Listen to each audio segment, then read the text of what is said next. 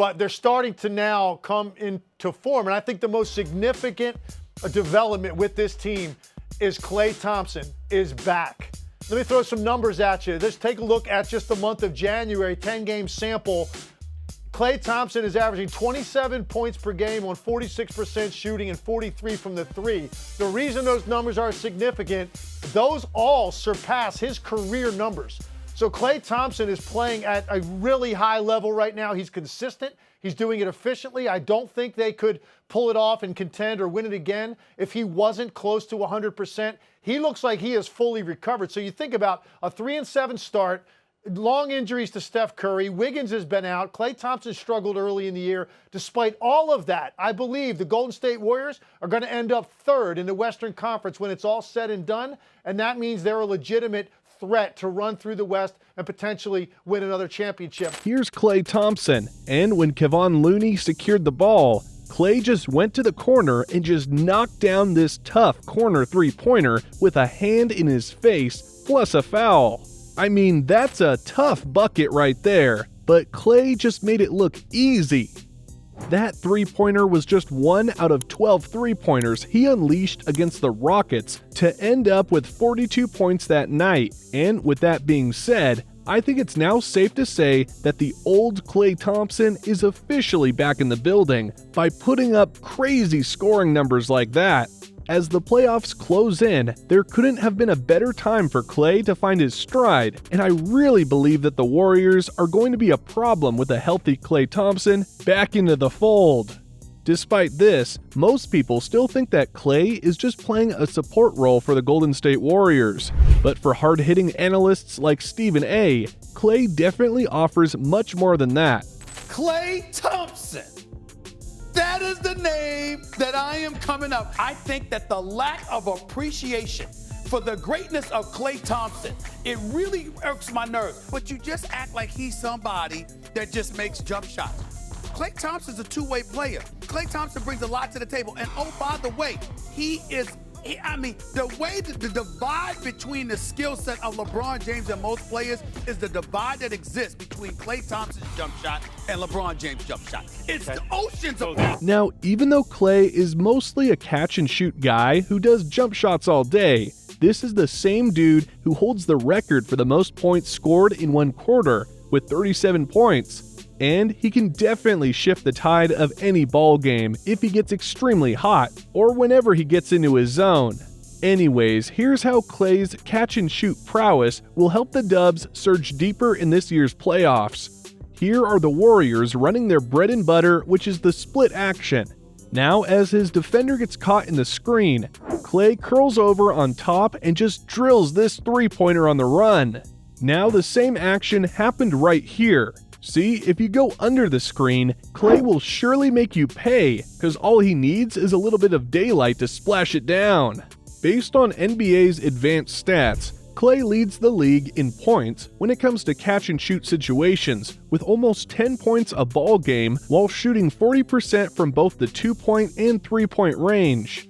Anyways, the true value of Klay Thompson was felt by the Warriors during the back-to-back seasons where they didn't make the playoffs. And here's Draymond Green talking about how they've missed Klay's services during those two struggling seasons. 2-year hiatus from the playoffs, and in large part due to his absence, and what he brings to the table. And I know for most people that's three-point shooting. For us, that's a competitive edge that no one else on this team has, and I know I get a lot of the credit for that side of things and just bringing the intensity, but like I tell y'all all the time, one of the toughest guys and most competitive guys I've ever played with. And no, probably the toughest and most competitive player I've ever played with. And now, aside from making threes, Klay can also provide a huge boost for the Dubs in the playoffs by dealing damage from the mid-range area.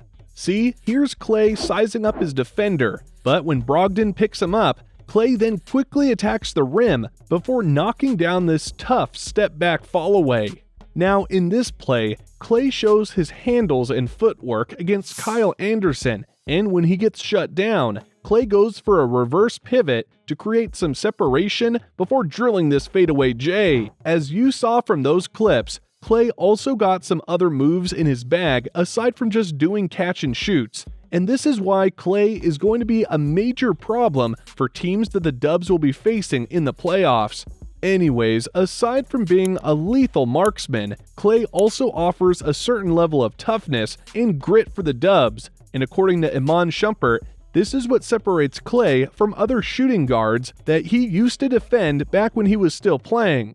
I loved playing against Klay because Klay is one of the only people, like, I done got in my battles with Kyle Korver, JJ Redick, all of them push off, get mad, I'm all over them, roughing them up, talking to them, you know what I'm saying?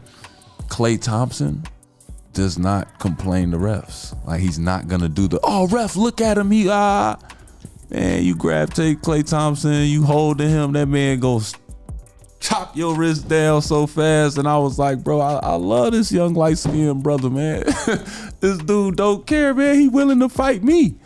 Like, that's how I felt about Klay. I'm like, Klay is willing to fight me, bro, just to get off this screen. Aside from raining down buckets from the mid-range and three, Klay can also hurt other teams with his inside game. Because of his reputation as a lethal shooter, most teams would really try to contest his shots regardless of how far he is from the rim. And Klay, on the other hand, would take advantage of this by attacking the closeout. Check this out.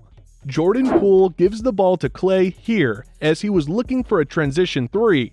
Now, when the defender closes out on him, Klay just gives him a slight pump fake before driving to the rim and finishing this one with a soft layup. Now, when no one picks him up, Klay suddenly just bursts out of nowhere to surprise the defense with this dunk. And when he spots a mismatch, Klay would just use his height and weight to bully the opposition down low. If you're going to break down his offensive game, you would notice that Klay doesn't waste energy in getting his shots up, and every move that he makes is done with such precision and efficiency. Anyways, we all know that Klay is probably the second greatest shooter of all time, behind Steph. But apart from this fact, most people tend to forget that Klay is also a great off-ball player. See, here's Klay orchestrating a two-man game with Looney. Upon passing the rock, the defense overplayed him to deny him the ball. Now, when this happens, Klay uses his instincts to execute a give-and-go play, which he then finishes with this strong throwdown. Anyways, here's another beautiful half-court set play. The Warriors run a double pin down on both sides. Apparently, Steph Curry was just a decoy on this play, and when JP3 received the ball on the strong side, there was Klay cutting in the middle, coming off Draymond's staggered screen to lay it in easily. And in this last play, Klay put Porzingis on a poster after receiving a nice pass coming off their split cut action.